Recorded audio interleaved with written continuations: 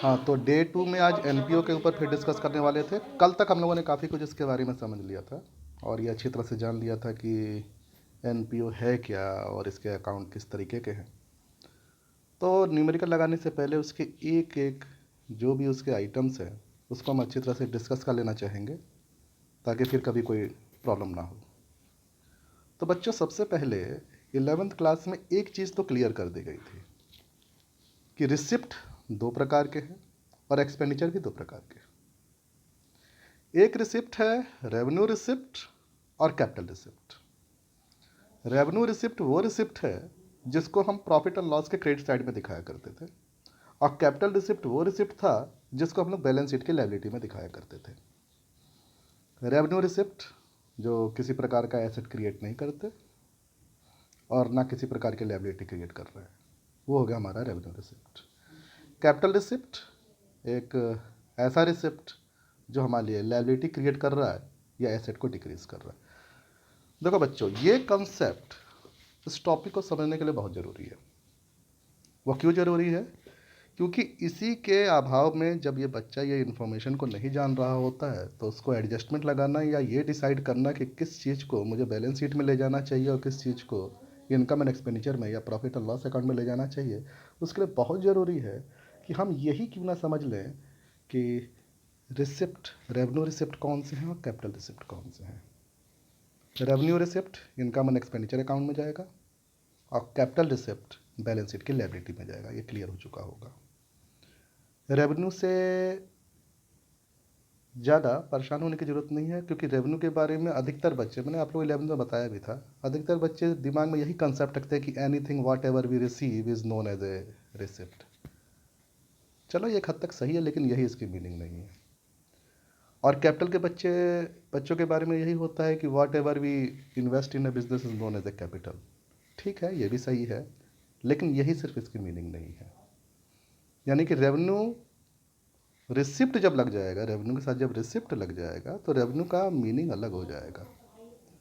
Revenue वो चीज़ें हो जाएंगी जो किसी प्रकार का एसेट क्रिएट नहीं कर रही हैं, लायबिलिटी क्रिएट नहीं कर रही हैं और हमको रिसीव हो रहा है।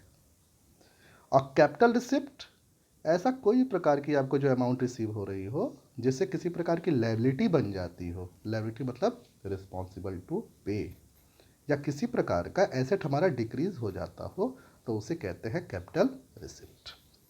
तो मेरे ख्याल से दोनों बातें क्लियर हो गई होंगी, क्योंकि जब भी आप क्वेश्चन में आइटम्स देखेंगे तो आपको ये देखना होगा कि वो रेवेन्यू रिसिप्ट है कि कैपिटल रिसिप्ट है। अगर रेवेन्यू रिसिप्ट है तो इनकम एंड एक्सपेंडिचर के इनकम में लिखना है और कैपिटल रिसिप्ट है तो उसको लायबिलिटी में लिखना है। उसी प्रकार से एक्सपेंडिचर पे आ जाइए। रेवेन्यू एक्सपेंडिचर है और कैपिटल एक्सपेंडिचर है, यानी रेवेन्यू और कैपिटल की मीनिंग एक ही नहीं है, उसका इनके साथ लग जाने का मकसद कुछ और है। जब मैं कहूँगा रेवेन्यू एक्सपेंडिचर तो यानी कि कोई इस प्रकार का एक्सपेंसेस हो रहा है जिस एक्सपेंसेस की वजह से किसी प्रकार का ना एसेट क्रिएट हो रहा है ना लायबिलिटी डिक्रीज हो रही है। फिर से रिवाइज करता हूँ कि ऐसा किसी प्रकार का एक्सपेंसेस जिससे ना तो किसी प्रकार का एसेट क्रिएट हो रहा हो और ना लायबिलिटी डिक्रीज हो रही हो, तो ऐसा कोई भी एक्सपेंसेस होगा तो उसे कहेंगे कि ये रेवेन्यू एक्सपेंसेस है। जैसे बच्चों, हमने सैलरी का पेमेंट किया, तो सैलरी का पेमेंट किया तो सैलरी के पेमेंट करने से कोई एसेट तो क्रिएट हुआ नहीं और कोई लायबिलिटी भी डिक्रीज नहीं हुई, तो इसलिए कौन सा एक्सपेंडिचर हुआ? रेवेन्यू एक्सपेंडिचर हुआ। उसी तरीके से हमने रेंट का पेमेंट किया, तो जब कभी भी हम लोगों ने रेंट का पेमेंट किया तो रेंट के पेमेंट करने से, फिर ध्यान दें, ना तो किसी प्रकार का कोई एसेट क्रिएट हो रहा है और ना किसी प्रकार की लायबिलिटी ही डिक्रीज हो रही है, तो ये कौन सा एक्सपेंडिचर हुआ? ये रेवेन्यू एक्सपेंडिचर हुआ। और उसी प्रकार से अब इस पर जैसे फर्नीचर मैंने परचेज किया है तो ये भी एक्सपेंडिचर। भाई रेंट का पेमेंट करता हूँ तो भी पैसा जा रहा है, फर्नीचर खरीद रहा हूँ तो भी पैसा जा रहा है, दोनों में पैसा जा रहा है। लेकिन रेंट के पेमेंट करने से ना तो कोई एसेट क्रिएट हो रही है ना लायबिलिटी डिक्रीज हो रही है, जबकि फर्नीचर को परचेज करने से एक एसेट क्रिएट हो रहा है। तो एसेट क्रिएट हो रहा है तो ये किस प्रकार का एक्सपेंडिचर हुआ? ये कैपिटल एक्सपेंडिचर हुआ, तो इसको हमको बैलेंस शीट के एसेट में दिखाना चाहिए। उसी तरीके से रिसिप्ट का एग्जाम्पल देख लें। रेवेन्यू रिसिप्ट, रेंट रिसीव हुआ। अब रेंट रिसीव होने से ना तो कोई लायबिलिटी क्रिएट हुई, लायबिलिटी क्रिएट नहीं हुई, इसका मतलब कि हमें इसे दोबारा किसी को पेमेंट करने की जरूरत तो है नहीं।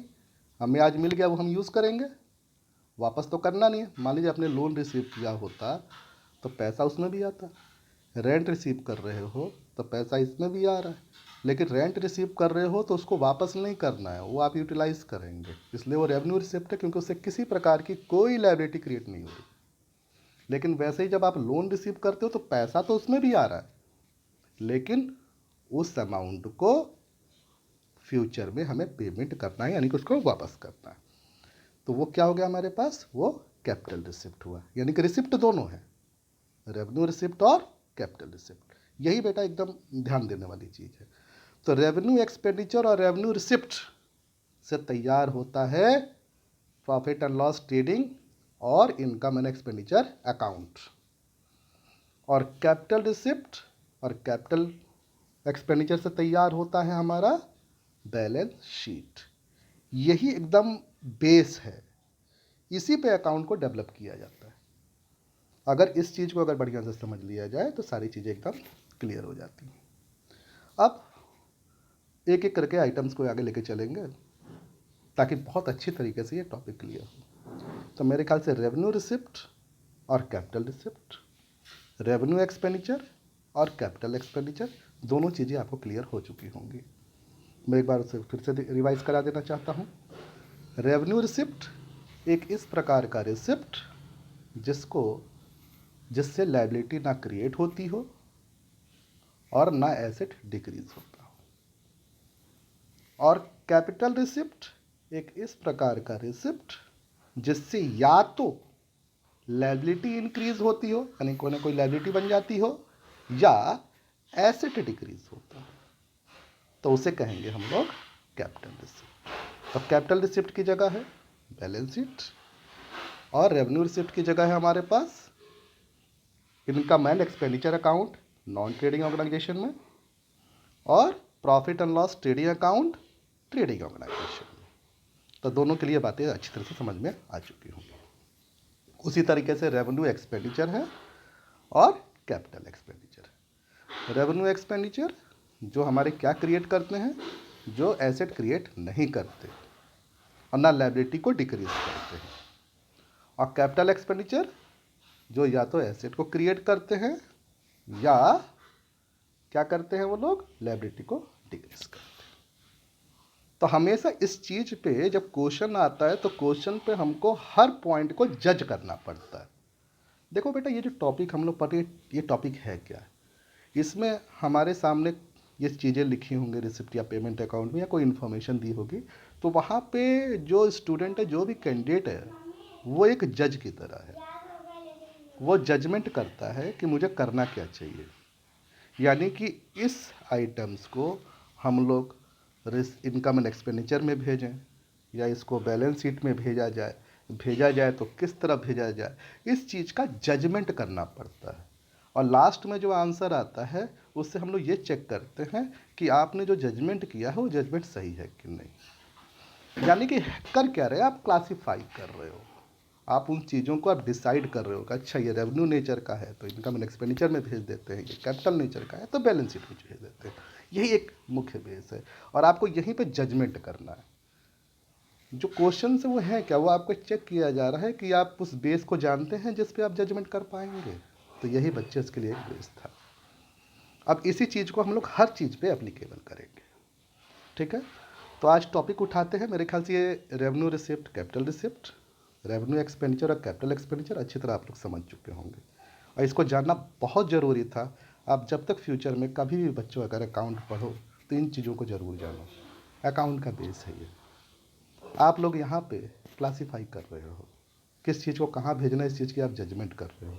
तो जब तक ये चीज़ें ठीक से नहीं पता होगी तो आप ठीक से जजमेंट नहीं कर पाओगे। तो लास्ट में जो आपका जो आंसर निकलता है वो क्या होता है, वो आपका फाइनल डिसीज़न होता है। तो आपका फाइनल डिसीज़न भी सही नहीं आएगा। तो फाइनल डिसीज़न सही आने के लिए ज़रूरी है कि आप जजमेंट सही करो, आपको पता हो कि रेवेन्यू नेचर की चीज़ों को हमको इनकम एंड एक्सपेंडिचर में भेजना है, कैपिटल नेचर की चीज़ों को हमको बैलेंस शीट में भेजना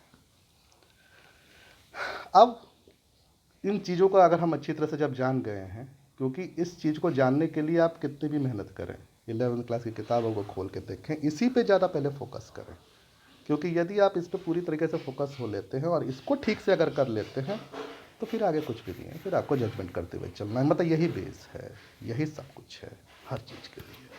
इसी के ऊपर तमाम प्रकार की एडजस्टमेंट बनी हुई है। छोटी सी चीज़ें जाने तो सारा काम हो जाता है। तो आज टॉपिक उठाते हैं पहले एक सब्सक्रिप्शन के बारे में। हमें मालूम है कि सब्सक्रिप्शन क्या है। जैसे कल हमने डिस्कस किया था, डे 1 वाली क्लास में हमने डिस्कस किया था, आज तो डे 2 है। तो सब्सक्रिप्शन के बारे में हमने ये कहा था कि सब्सक्रिप्शन जो होता है वो क्या होता है, वो एक प्रकार का रिसिप्ट है कंपनी के लिए। आप सब्सक्रिप्शन रिसीव कर रहे हैं। अब कोई पूछे कि सर हम पेड कर सकते हैं, क्यों नहीं कर सकते। आप ऐसे वेलफेयर ऑर्गेनाइजेशन है, किसी और वेलफेयर ऑर्गेनाइजेशन की आप मदद करना चाहते हैं, आप उसको सब्सक्रिप्शन दे रहे हैं, हो सकता है, लेकिन मेनली हम लोग सब्सक्रिप्शन यहाँ पे रिसीव कर रहे हैं। तो सब्सक्रिप्शन जब रिसीव कर रहे हैं तो आपने जैसे ही रिसीव किया तो रेवेन्यू रिसिप्ट हुआ। क्यों? क्योंकि उसकी वजह से हमें साफ साफ समझ में आ रहा है कि एसेट और लायबिलिटी क्रिएट नहीं हो रहा है। क्यों नहीं क्रिएट हो रहा है? क्योंकि उसने आपको सब्सक्रिप्शन दिया है कि ये हमारे तरफ से पैसा लीजिए और अपने ऑर्गेनाइजेशन को चलाइए, जो भी आप वेलफेयर का स्कीम कर रहे हैं, मेंबर्स हैं हमारे वो। अब हमने सब्सक्रिप्शन ले लिया, तो अब बात यह थी कि ये लायबिलिटी भी बन सकती है और एसेट भी हो सकती है। अब बात आती है कि ये सर आपने तो अभी अभी कहा कि सर ये तो वो किसी प्रकार का एसेट और लायबिलिटी क्रिएट नहीं कर रही। तो ठीक है, तो इसके लिए पहले एक बात समझ जाओ कायदे से कि एसेट और लायबिलिटी होता ही क्या है, किसे कहते हैं एसेट और लायबिलिटी। तो बच्चों, ऐसी कोई भी चीज़ है जिसका फ्यूचर में, ध्यान रखना, ऐसी कोई भी चीज़ है जिसका फ्यूचर में पेमेंट करना पड़े वो लायबिलिटी है।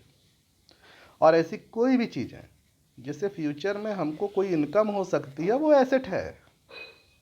अब जैसे हम अच्छी तरह जानते हैं कि सैलरी एक एक्सपेंसेस है, जो हमको बहुत अच्छी तरह से पता है। लेकिन यदि सैलरी का पेमेंट हम आज ना करें तो क्या होगा? ये हमारी जिम्मेदारी बन जाएगी कि हम उसको तुरंत पेमेंट करें। अब वो भी साल भर के अंदर पेमेंट करें, तभी इसको करंट लायबिलिटी कहा जाता है। तो तुरंत अगर मैंने पेमेंट कर दिया होता तो ये एक्सपेंसेस हो गया होता, लेकिन हमारे पास पैसा नहीं था या कोई कारण हो सकते हैं हमने सैलरी का पेमेंट नहीं कर पाए, तो अब ये क्या बन गई? अब ये जिम्मेदारी बन गई, और जिम्मेदारियों को कहा जाता है लायबिलिटी। वैसे ही मकान का किराया है, महीना पूरा हो गया, किराया हमने दे दिया, ये एक्सपेंसेस है, ये खर्च।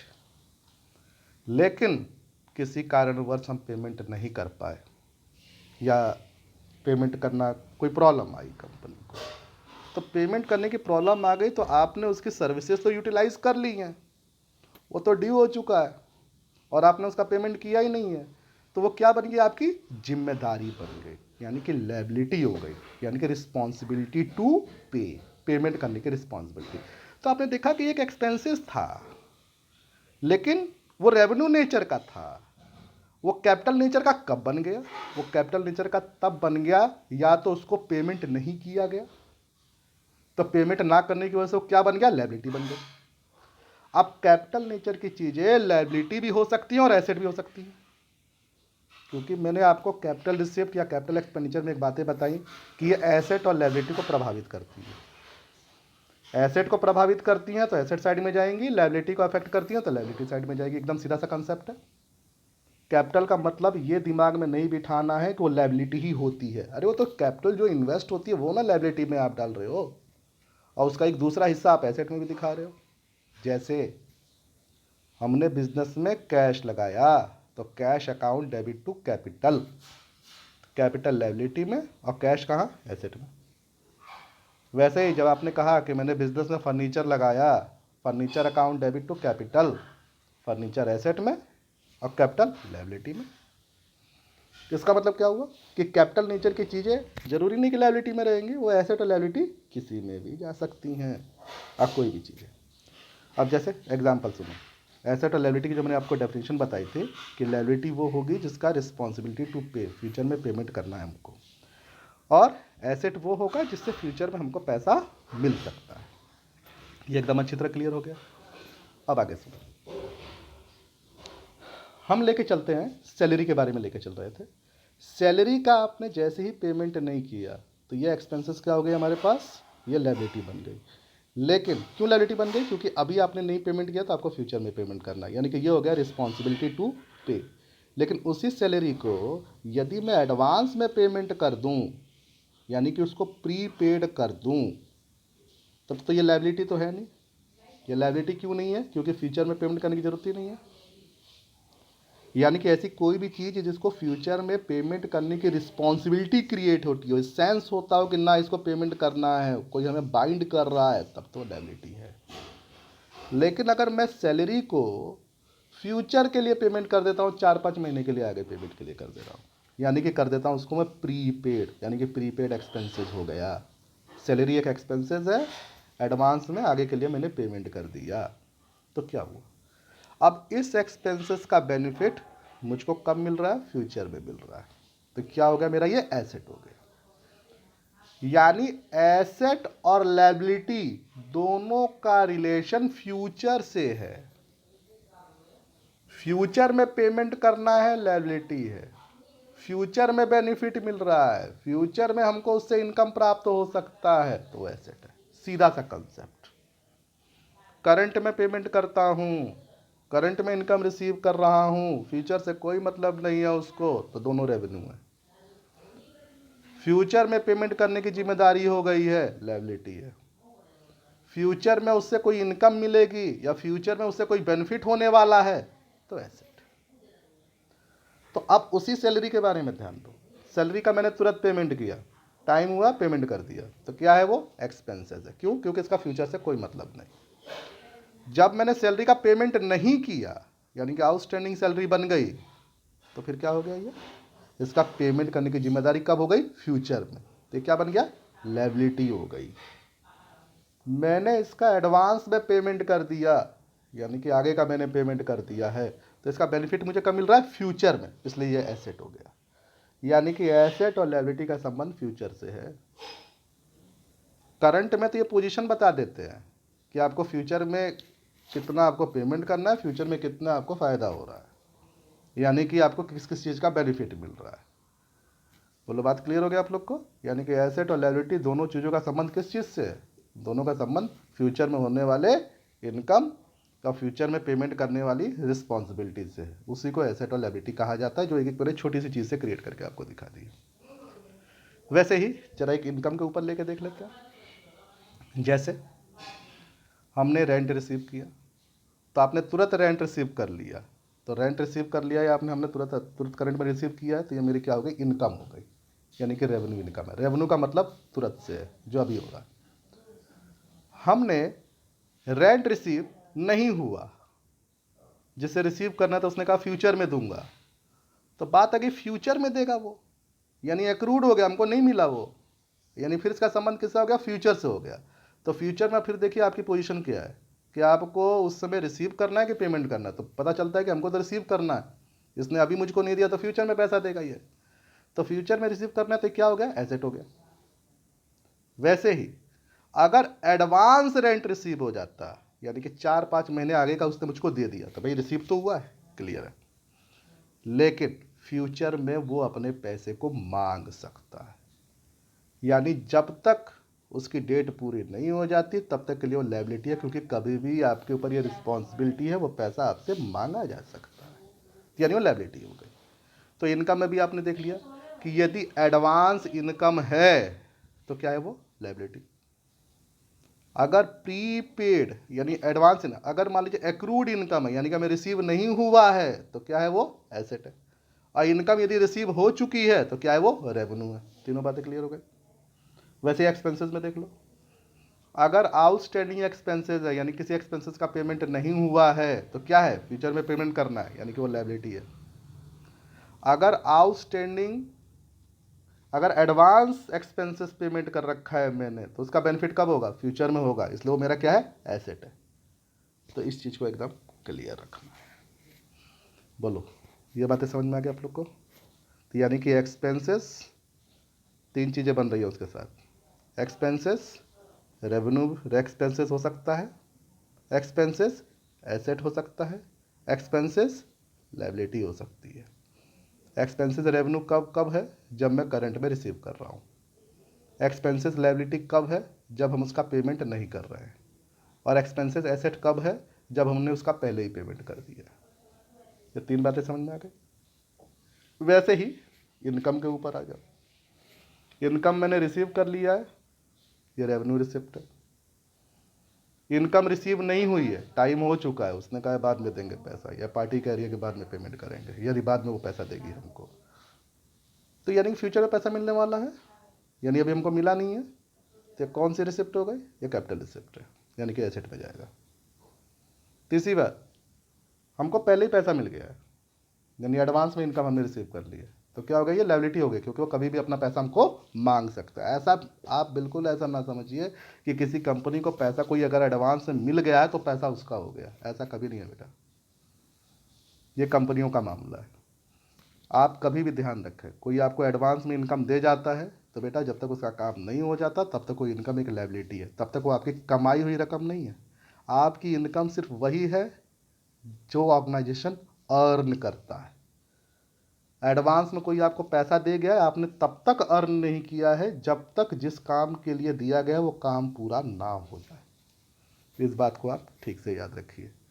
यदि वो काम हो जाता है तब तो आपने उसे अर्न कर लिया है, और जब तक वो काम नहीं हुआ है आपने उसको अर्न नहीं किया है। और जब तक किसी चीज़ को आप अर्न ना कर लें और उसकी इनकम पहले से आपके सामने रखी हुई है तो लायबिलिटी है। लायबिलिटी किस बात की है? वो यदि अपने काम को बंद करवा देता है, कहता है कि ये काम हमें नहीं करवाना, तो उसका पैसा आपको वापस करना पड़ जाएगा। यानी इनकम वो है जो आप अर्न करते हैं। मेरे ख्याल से ये बातें क्लियर हो गई होंगी।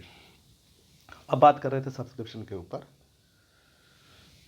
तो बच्चों ऐसा हो सकता है कि सब्सक्रिप्शन हमें ना मिली हो, तो अगर हमें ना मिली होगी तो क्या होगा? यानी कि आउटस्टैंडिंग सब्सक्रिप्शन। क्योंकि यहाँ देखिए, ये नॉन ट्रेडिंग ऑर्गेनाइजेशन में जो चीज़ें हमको नहीं भी रिसीव हो रही है उसकी जगह पे आउटस्टैंडिंग शब्द का यूज़ किया जा रहा है।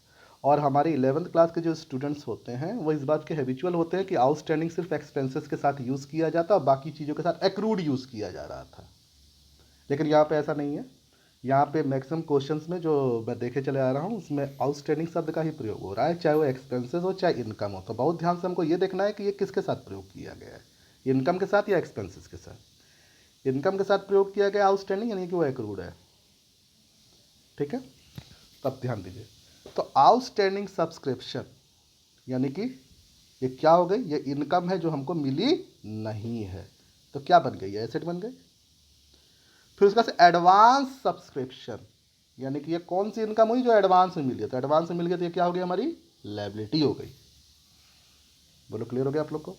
यानी कि सब्सक्रिप्शन नहीं मिली यानी कि आउटस्टैंडिंग है, तो क्या है वो हमारी एसेट है। और एडवांस में मिल गई है तो क्या है? वो लायबिलिटी है। तो अगर ओपनिंग आउटस्टैंडिंग है, यदि मालूम चलता है कि ये पिछले साल जो था ये बाकी था, यानी ओपनिंग आउटस्टैंडिंग है, तो ओपनिंग बैलेंस शीट के एसेट में जाना चाहिए। ओपनिंग एडवांस है तो ओपनिंग बैलेंस शीट की लायबिलिटी में जाना चाहिए। इस साल का आउटस्टैंडिंग है तो क्लोजिंग बैलेंस शीट की एसेट में जाना चाहिए। और इस साल का एडवांस है तो क्लोजिंग बैलेंस शीट की लायबिलिटी में जाना चाहिए। अब बात ये आती है कि यहाँ पे थोड़ा सा आपको अटपटा लग रहा होगा कि सर ये 2 बैलेंस शीट, तो मैंने कल के वीडियो में भी ये डिस्कस किया था कि बैलेंस शीट यहाँ पे 2 बननी है, एक ओपनिंग बैलेंस शीट, एक closing balance sheet. Opening balance sheet में सारी की सारी ओपनिंग वैल्यूज़ आपको भेजनी है, क्लोजिंग बैलेंस शीट में क्लोजिंग वैल्यूज भेजनी, यानी कि यहाँ पे आपको डिसाइड करना है कि मैं इसको ओपनिंग में ले जाऊँ कि क्लोजिंग में लेके जाऊँ। तो क्वेश्चन में साफ साफ गिवन होगा कि आउटस्टैंडिंग प्रीवियस है, यानी पिछले साल का है। तो हम तो ये डिसाइड कर चुके हैं कि ये उस पिछले साल का ये एसेट हुआ, तो एसेट हुआ तो कहाँ रिकॉर्ड करूँ? लास्ट ईयर के बैलेंस शीट के एसेट में रिकॉर्ड करूँ। ये एडवांस है लेकिन ओपनिंग है, यानी पिछले साल का है, तो पिछले साल का एडवांस है तो पिछले साल के बैलेंस शीट में भेजना है। ये एडवांस है, क्लोजिंग है, यानी इस साल हमको ये एडवांस मिला है, तो किस बैलेंस शीट में जाना चाहिए? क्लोजिंग बैलेंस शीट में जाना चाहिए। और याद करो कि जब मैंने आप लोग को जब इनकम्प्लीट रिकॉर्ड्स पढ़ाया था तो उसमें भी तो आपने 2 प्रकार की बैलेंस शीट तैयार की थी, जो आपके 11th क्लास का चैप्टर है। जब आपको ओपनिंग कैपिटल और क्लोजिंग कैपिटल निकालना पड़ता था तो आपने दो प्रकार की बैलेंस शीट बनाई थी, दोनों प्रकार के बैलेंस शीट में जस्ट जैसा कर रहे थे वैसा आप यहाँ करें, यानी opening values opening balance sheet के एसेट में और closing values closing balance sheet के एसेट में, यानी कि उस कंसेप्ट को आपको ध्यान में रखना है, यानी कि जैसा आप लोगों ने इनकम्प्लीट रिकॉर्ड्स में पढ़ा था। तो वैसे ही आप हर चीज़ को डिसाइड करें और डिसाइड करने के बाद आप देखें कि ओपनिंग है तो ओपनिंग बैलेंस शीट के एसेट में दिखाइए और क्लोजिंग है तो क्लोजिंग बैलेंस शीट के एसेट में दिखाइए। इतना काम आप इसको करिए। तो बच्चों यहाँ तक की चीज़ों को जो मैंने आपको सिखाया उसको मैं एक बार फिर से मैं रिकॉल कराता हूँ कि मैंने क्या क्या कराया, यानी हम लोगों ने क्या क्या किया।